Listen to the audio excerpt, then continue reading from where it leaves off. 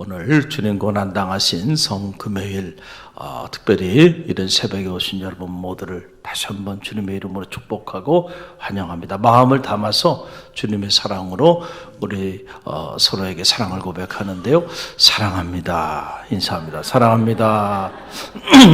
사랑합니다. 할렐루야. 그래요. 꼭 이렇게 사랑합니다 이렇게 하라면 부부간에 앉은 분들은요 고개를 잘 안 돌립니다. 왜 그런지 모르겠어요. 여러분 특별히 가족 간에 사랑을 더 많이 고백하시기를 간절히 바랍니다. 우리 그리스도인이 사랑을 빼면 남는 게 아무것도 없어요. 사랑이 사라지면 시체다 생각하시고 주님의 사랑이 늘 불릴 듯 일어나게 되기를 간절히 바랍니다. 오늘 이와 같이 행하라, 이와 같이 행하라 라고 하는 제목을 가지고 말씀을 나누기를 원하는데요. 우리가 사순절 고난주간을 보내면서 우리가 십자가 앞으로 나가고 있어요. 이 십자가라고 하는 것은 기독교에 있어서 너무나도 중요한 그런 영적인 상징물이죠. 그런데 저는 이 사순절 특별히 고난주간을 보내면서 십자가만 생각하면 안 되고요. 물고기도 생각해야 한다고 생각합니다. 여러분 이 물고기 상징은 기독교에 있어서 양대 상징 중에 하나예요. 그래서 흔히들 차에도 이렇게 보게 되면 차 앞에는 이렇게 차 안에 이렇게 백미러 위에다가 십자가 이렇게 걸어놓고 여러분들이 운전도 하시고 하잖아요. 그리고 차 뒤에 보면은 뒷부분에 이렇게 물고기 이렇게 붙여놓고 다니시는 분들 많이 있어요. 자, 저도 우리 행복전도 사역팀 임명식을 하면서 이렇게 물고기 배지를 여러분들에게 다 나눠드렸죠. 저도 여기 하고 있잖아요. 여러분들에게도 다 나눠드렸습니다. 그런데 이 물고기가 갖는 의미가 뭔지를 우리가 아는 것이 중요하다. 이 안에 보면 여러분들이 잘 이해할 수 없는 그런 용어가 이 안에 기록되어 있어요. 이게 무슨 뜻인지 아세요? 알 수가 없죠. 왜냐하면 해독이 불가능한 이런 글씨로 이렇게 기록이 되어 있기 때문에 그래요. 이게 바로 따라서 익투스. 우리 갈릴리 교회 성도들은 이 정도는 알아야 돼. 따라서 익투스. 익투스라고 하는 말인데 이 말의 뜻은 뭐냐면은 예수 그리스도 하나님의 아들 구세주라고 하는 말에 그 첫 글자를 딴 거예요. 이게 바로 익투스라고 하는 거예요. 그러니까 예수 그리스도 그는 하나님의 아들 나의 구세주가 되신다. 할렐루야. 이걸 고백하는 거예요. 우리가 십자가를 통해서 결국 우리가 도달해야 되는 곳이 어디냐면 바로 이거죠. 예수 그리스도 그분은 하나님의 아들이시고 나의 구세주가 되신다. 만약에 이 고백이 없다고 한다면 여러분 십자가가 무슨 의미가 있겠어요? 내가 어떤 삶의 상황에 자리했든지 간에 어떤 절망스러운 삶의 자리했든지 간에 나에게는 그 고난의 삶의 자리 속에서 나를 건져줄 구세주가 있어. 여러분 믿습니까? 저는 이 믿음이 여러분 가운데 있게 되기를 간절히 바랍니다.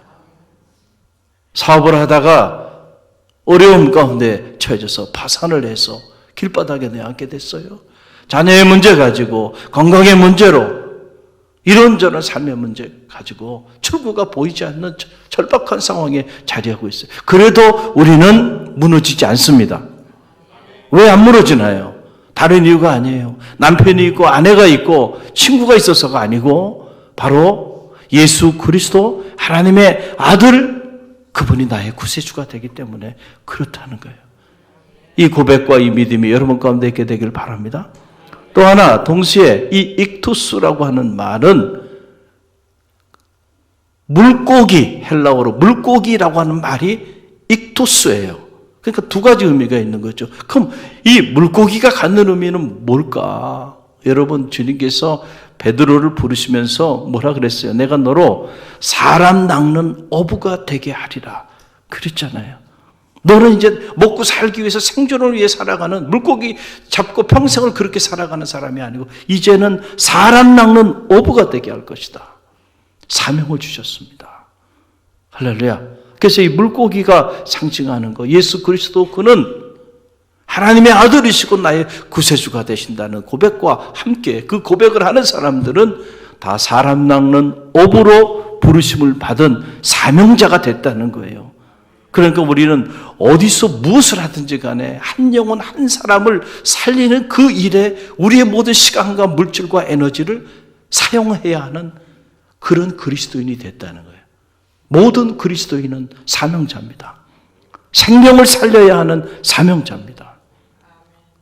저는 그 생각이 이렇게 들더라고요. 이 부활절을 앞두면 제 마음에 그런 생각이 들어요. 이 상징을 제가 이렇게 묵상하면서 드는 생각이, 주일마다 여러분들이 이렇게 예배 자리에 나오잖아요. 그런데 여러분 그냥 나오면 안 돼요. 절대로 그냥 나오면 안 되는 거예요. 그럼 목사님 어떻게 하라는 얘기예요? 여러분은 어떤 생각을, 여러분 사명자잖아요. 자, 주일 예배 때 예배 끝나고 난 다음에 여러분 파송하죠. 마지막 파송을 하고 축도를 합니다. 할렐루야. 어디로 가는 거예요? 세상으로 파송하는 거예요. 그럼 한 주 동안에 여러분 세상으로 파송하는데, 이제 사람 낚는 어부가 고기를 잡기 위해서 이제 나아간 겁니다. 그런데 어부가 밤새도록 일주일 내내 고기를 잡고 돌아왔는데 보니까 빈배로 돌아왔어. 한두 번은 괜찮지만 계속 빈배야. 언제까지? 평생 빈배야. 그러면 그 어부는 좋은 어부예요? 아니면은 실패한 어부입니까? 실패한 어부예요, 그 어부는. 그럼 우리는 어떻게 해야 돼요? 세상으로 파송을 했어요. 사람 낚는 어부의 사명을 주셔서 세상으로 파송했으면은 이제 돌아올 때는 일주일간 우리가 사람 낚는 어부의 사명을 가지고 살았어요. 그리고 일주일 후에 돌아올 때는 빈배로 오면 안 돼. 만선은 되지 않더라도 그래도 물고기가 좀 있어야 하잖아요. 아멘입니까? 할렐루야. 그러면 매주 물고기들이 있어야 돼요. 물고기들이. 저는 그걸 꿈꿉니다. 갈릴리 교회 단 한 주도 아무런 물고기가 없는, 다 빈배로 오는 영혼들만 있는 그런 교회가 아니고 만선의 기쁨을 누리게 하소서. 할렐루야. 그래서 우리는 늘 그걸 위해 기도해야 돼요. 이 물고기 익투스가 갖는 영적인 의미가 여기에 담겨 있다는 거예요. 할렐루야. 이제 부활주일 맞이하는데, 부활주일 여러분 많은 물고기를 잡아서 오시기를 간절히 바랍니다. 아멘 소리가 이 순간에는 적어지네요. 왜 자신이 없어요? 여러분을 사람 낚는 어부로 주님께서 부르셨는데, 부르시면은 여러분 그냥 부르신 게 아니고 그만한 능력도 주님께서 여러분에게 주실 줄로 믿습니다. 말씀에 순종하고 나가면요, 그냥 그물을 깊은 데 가서 던져. 그 깊은 데 가서 무슨 고기가 잡혀요? 안 잡히죠. 내 능력으로, 내 지혜로는 밤새도록 노력을 했지만 한 마리도 못 잡았어. 그런데 주님의 말씀에 의지하여 나갈 때는요, 만선의 기쁨을 누리는 거예요. 할렐루야. 아직도 내 생각, 내 고집, 아니야, 안 돼. 내가 지금까지 경험해봤는데 난 한 사람도 전도한 적이 없어. 난 평생 안 할 거야. 아니, 못 할 거야. 그런 사람은 그렇게 사는 거예요. 바뀌어지게 되길 바랍니다. 아직도 갈릴리 어부로 있으면 안 되고요, 사명자로 살아야 돼. 할렐루야. 여러분이 그리스도인. 우리의 이 고난주간을 보내면서 특별히 주님이 순환 당하신 이유가 어디 있는가? 한 영혼을 구원하기 위하여 온 사냐를 헤매시고 내가 이를 위하여 왔노라. 할렐루야. 말씀하신 주님을 기억하고요, 오늘 이 물고기의 상징 다시 한번 가슴에 새기는 갈릴리 교회 모든 성도들이 되시길 간절히 바랍니다. 자, 오늘 말씀도 이 물고기와 관련된 그런 말씀이에요. 들여다보면 우리가 익히 잘 알고 있는 그런 말씀이죠. 어느 한 율법사와 주님과의 대화입니다. 그런데 이 율법사가 주님께 은혜를 받기 위해서 나온 게 아니고 목적이 잘못됐어. 처음부터 주님을 시험하고자 하는 그런 목적을 가지고 주님께 나온 거예요. 그래서 율법사는 주님 곁에서 주님 말씀을 많이 들었음에도 불구하고 단 한 번도 주님께 은혜를 받은 적이 없어. 그 이유는 어디냐면 목적이 잘못됐어. 목적이 은혜 받기 위한 목적이 아니고 어떤 목적을 가지고 주님을 시험하고자 하는 목적. 그래서 항상 주님 하신 말씀에 태클을 걸고 그리고 비판하고 판단하고 불평하고 원망하고 모함하고 이런 일들을 했던 사람이에요. 자, 오늘 본문도 마찬가지예요. 정말 영생을 얻고자 하는 그런 갈망 때문에 물은 질문이 아니에요. 무엇을 해야 영생을 얻을 수 있겠습니까? 얼마나 엄청난 질문입니까? 우리 모두는 영생의 축복을 누리기를 원하죠. 저는 말하기에 여러분에게 이 영생의 축복이 임하게 되기를 간절히 바랍니다. 자, 이 궁극적인 물음이에요. 우리 인생들에게 어떻게 해야 영원한 생명을 얻을 수 있겠는가? 라고 하는 이 큰 질문을 주님을 좀 난감하게 만들기 위해서 던진 겁니다. 그랬더니 주님께서 그 질문을 받으시고 바로 답을 하지 아니하시고 주님께서 오히려 반문합니다. 너는 그 질문을 왜 나한테 와서 하느냐? 너 율법 사람이야. 네가 더 잘 알고 있지 않느냐? 율법에 뭐라고 기록되어 있느냐? 네가 한번 답을 해봐. 성경에 자세히 나와 있지 않지만 아마도 율법사는 당황했을 거예요. 아니, 주님을 시험에 빠뜨리려고 질문을 던졌는데 주님께서 반문해가지고 오히려 자기에게 그 질문을 다시 돌려주니까 얼마나 당황했겠어요. 그리고 이 율법사가 율법에 능통한 사람이니까 율법에 기록한 대로 그렇게 답을 합니다. 여러분, 그 내용이 누가복음 10장 27절에 나와요. 함께 읽어봅니다. 대답하여 이르되 내 마음을 다하며 목숨을 다하며 힘을 다하며 뜻을 다하여 주 너희 하나님을 사랑하고 또한 내 이웃을 내 자신과 같이 사랑하라 하였나이다. 아멘. 그래, 내가 옳도다. 이를 행하라. 주님 말씀하여 주셨어요. 하나님을 사랑하는 일, 그리고 이웃을 내 몸처럼 사랑하는 일, 그래, 바로 그거야. 영생을 얻기 위해서는 사랑이야. 하나님 사랑, 그리고 이웃 사랑. 잘 알고 있네? 네가 가서 이를 행해. 라고 주님께서 말씀하여 주셨어요. 그랬더니 주님의 말씀을 듣고 그가 바로 순종하며 나가지 아니하고 오늘 성경을 보니까 자기를 옳게 여기려고 자기의 의로움을 드러내기 위해서 주님께 또 반문을 합니다. 똑똑한 사람들은 이래서 피곤한 거예요. 저도 공부를 많이 했지만 정말 피곤한 거예요. 피곤한 거예요. 할렐루야. 그러면서 그러면 내 이웃이 누굽니까? 이러고 또 물어봐요. 여러분, 이 율법사가 이렇게 물어본 데는 유대인들이 생각하는 유대인의 어법에 있어서의 이웃과 지금 주님이 말씀하시는 이웃의 차이가 있기 때문에 그래요. 여러분, 이 레위기 19장 18절에 보게 되면 이 유대인들이 생각하는 이웃에 대한 개념이 여기 나와요. 여러분, 레위기 19장 18절 함께 읽어봅니다. 원수를 갚지 말며 동포를 원망하지 말며 내 이웃을 사랑하기를 내 자신과 같이 사랑하라. 나는 여호와이니라. 아멘. 자, 구약에도 이웃사랑, 내 이웃을 내 몸처럼 사랑하라 라고 하는 율법이 있고 말씀이 있어요. 그러니까 이 율법주의자는 이 레위기의 말씀을 너무 잘 알고 있었기 때문에 이 율법사가 생각하는 이웃은 바로 이런 차원의 이웃이었어요. 그들에게 생각해서 이웃은 같은 동족, 그리고 같은 이 공동체 안에 있는 같은 종교권 안에 있는 부류를 이웃으로 본 거예요. 구약에서.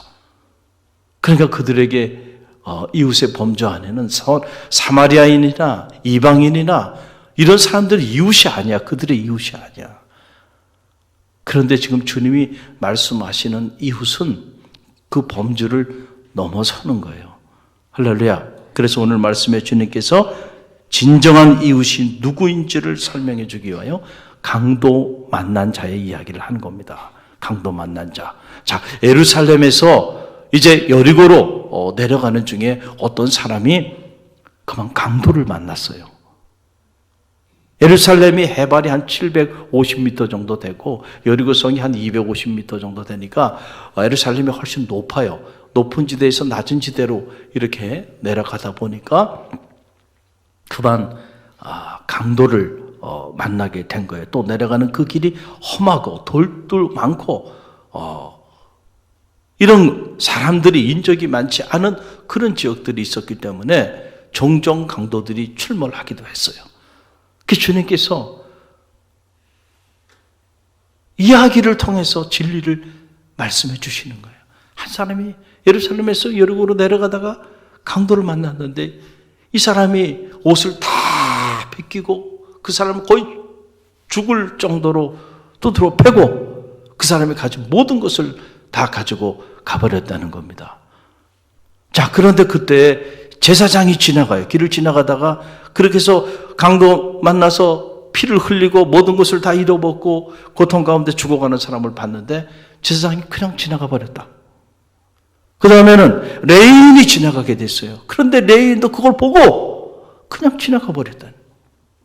그런데 사마리아인이 지나가게 됐는데 이 사마리아인은 그 모습을 보고 그냥 지나가지 않고 그리고 그 사람을 긍휼히 여겼다. 불쌍히 여겨서 싸매주고 그리고 그를 데리고 주막으로 가서 그 주막 주인에게 이 사람을 좀 잘 좀 돌봐달라고 2데나리온의 돈을 줬다. 2데나리온은 숙박료, 당시 숙박료는 한 2개월치 숙박료. 자신이 가지고 있는 모든 돈을 다 내려놓은 거예요. 여행 중에 있었던 자기 돈을 다 주고 그리고 혹시 이것이 모자라면 내가 돌아올 때 더 내가 줄 테니까 이 사람을 잘 좀 돌봐달라고. 이 이야기를 주님께서 하시면서 율법사에게 말하라. 누가 이 강도 만난 자의 이웃이겠느냐? 라고 물으니까 율법사가 그제서야 말하는 거예요. 자비를 베푼 자입니다. 그러니까 주님께서 다시 말씀하시는 거예요. 그래, 내가 옳다. 너도 이와 같이 행하라. 할렐루야. 여러분, 제사장은 지금으로 말하면 종교 지도자예요. 저와 같은 성직자죠.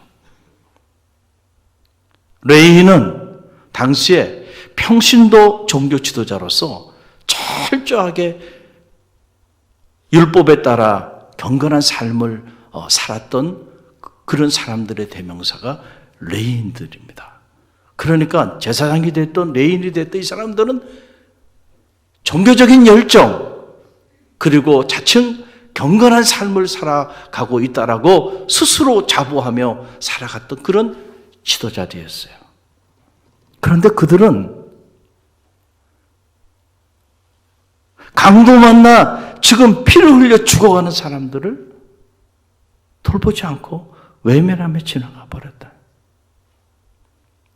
그러나 너희가 그렇게 멸시하고 사람 취급도 하지 않는 그 사마리아인은 그냥 지나칠 수가 없었어. 왜냐하면 그 사람이 너무 불쌍해서 그 자신이 가지고 있는 여행 중에 가지고 있는 모든 것을 다 털어서 그 사람을 구원해 줬어. 누가 이 강도 만난 자의 이웃이겠는가? 여러분, 이 이야기의 첫 질문은 뭐예요? 무엇을 하여야 영생을 얻으리까? 이게 첫 번째 질문입니다. 이 질문에 대한 답을 하기 위해서 이런 이야기가 오고 가는 거예요. 제사장도 레위인도 강도 만난 이 죽어가는 이 영혼을 긍휼히 여기지 않고 그에게 자비를 베풀지 않았다고 한다면 제사장도 레위인도 영생을 얻기는 어려울 거야 라고 하는 엄청난 말씀이 이 안에 담겨 있는 거예요. 정말로 하나님을 사랑하고 온 마음을 다해 하나님을 사랑하고 이웃을 내 몸처럼 사랑한다고 하는 게 뭔 줄 알아? 바로 이 선한 사마리아인처럼 행하는 거야. 할렐루야. 주님의 고난을 깊이 묵상하는 이 성금요일을 맞이하면서 오늘 주님이 우리에게 주신 이 말씀을 가슴에 새기는 갈릴리교회 성도들이 되시기를 간절히 바랍니다. 한국교회가 그동안에 한국 선교사에 있어서 이 세계 해외 선교에 대해서는 전 세계의 타의 추종을 불허할 정도로 엄청난 열정을 가지고 엄청난 물질과 에너지를 가지고 세계 선교에 기여해 왔어요. 귀한 일입니다. 그런데 그것에 비해서 지역을 품고 지역의 이웃이 되어지는 이 일에 대해서는 비교도 되지 않을 정도로 우리가 무관심 해온 게 사실이에요. 그래서 저는 이 코로나 사태를 겪으면서 그 사실을 더 절실하게 알게 됐어요. 어려움을 당해보니까 이 지역에 있는 사람들이 이 사회 속에서 교회에 대한 어떻게 교회에 대해서 그러냐고 오히려 교회 밖에 있는 사람이 교회를 감싸고 그리고 교회에 대하여 오히려 가슴 아파하고 그렇게 돼야 되는데 그렇게 하지 않고 함께 돌을 던지는 모습을 보면서 그동안에 한국교회가 지역을 품는 일에 그 교회가 그 지역에 좋은 이웃이 되어지는 그 일에 대해서 우리가 실패했구나. 그래서 지역사회에서 한국사회에서 교회 이미지가 이렇게 좋은 이미지가 아닌 이런 상황이 되고 말았구나. 이런 생각을 다시 한번 하게 됐어요. 그래도 감사한 거는요. 코로나 2년 반 지나면서 갈릴리 교회 핍박이 없었습니다. 전화 한 통화 오시는 분은 있었지만은 예배 도중에 돌아가지고 통제하고 동사무소에서 또 구청에서 나와서 그렇게 힘들게 한 사례가 단 한 사례도 없어요. 들어오질 못하더라고. 왔다 가도 예배 전에 그냥 가시더라고. 왜 그랬을까? 왜 그랬을까요? 그동안에 여러분이 이 지역을 품고 지역의 좋은 이웃이 되기 위해서 우리가 그동안의 사랑을 나눈 흔적이 있기 때문에 저는 그렇다고 생각합니다. 할렐루야. 오늘 특별히 이 성금요일을 맞이하면서 감사하게도 우리 갈릴리 교회가 청소년 희망 브릿지와 함께 지역에 소외된 이웃들에게 점심 한 그릇과 따뜻한 커피 한 잔을 대접하는 뜻깊은 사랑 나눔 행사를 갖게 됩니다. 저는 너무너무 기쁘고 고맙고 감사해요. 그리고 저는 이 행사가 너무 소중하다고 생각합니다. 아름다운 카페를 만들고 우리가 지역에 처음으로 공개하는데 이런 소외된 이웃들에게 따뜻한 밥을 대접하고 그리고 따뜻한 커피 한 잔을 대접하는 이 일로 지역에 첫 오픈하게 되는 이 일이 얼마나 귀한 일인가. 할렐루야. 너무너무 귀한 일이라고 저는 생각을 합니다. 여러분들이 성금요일, 성만찬 헌금, 특별 헌금 하신 그 전액을 오시는 소외된 청소년들과 어르신들에게 따뜻한 커피 한 잔 대접하는 일에 전액 사용되게 돼요. 이 청소년 희망 브릿지는 시작부터 갈릴리 교회와 함께한 단체입니다. 지역의 청소년들을 살리고 그들에게 희망을 주는 일, 이건 교회가 해야 되는 일이에요. 그래서 반드시 그 일을 해야 하는데 제 마음에는 오래전부터 그래서 우리 표가 뭐예요? 생명을 살리고 사람을 키우는 사랑의 공동체, 사람을 키워야 되는데 그런데 감사하게도 우리 김남희 권사님이 이런 일에 큰 뜻을 품고 있어요. 그래서 너무 잘 됐다 생각해서 우리 교회가 전적으로 후원하고 지원하고 있는 거예요. 김남희 우리 청년선교 회장님이 이사장으로 있고 제가 자문위원으로 있고 우리 교회가 이제 사무실을 이렇게 공유해서 이렇게 내어드리고 있어요. 그러니까 우리 교회와 함께하는 이런 단체입니다.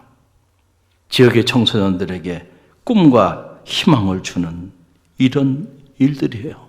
오늘 이 성금요일을 맞이하면서 이 귀한 사역을 우리가 시작하게 되는데 여러분들이 따뜻한 사랑으로 섬겨주시고 또 이를 위해서도 중보를 많이 해주시길 바랍니다. 누가 강도 만난 자의 이웃이겠느냐 라고 하는 거예요. 너도 이와 같이 행하라. 이 지극히 작은 소자에게 행한 것이 곧 내게 행한 것이라 말씀하여 주셨는데, 오늘 지역에 소외된 청소년들과 어르신들을 섬기는 중에, 부지 중에 주님을 섬기게 되는 그런 놀라운 축복이 저와 여러분 가운데 있게 되기를 주님의 이름으로 간절히 축원드립니다. 우리 함께 기도하며 나갑니다.